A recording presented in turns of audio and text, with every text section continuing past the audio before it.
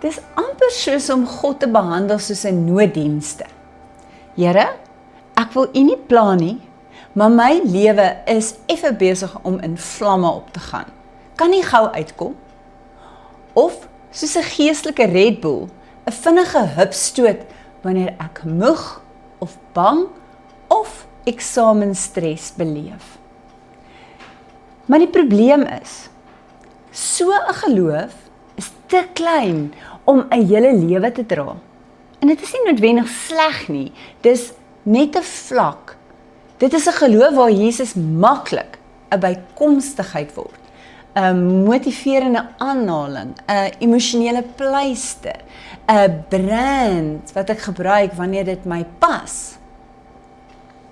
Maar die Jesus van die evangelies is nie net 'n bykomstigheid nie. Hy is Here, hy is verlosser, hy is die een wat ons roep om hom te volg.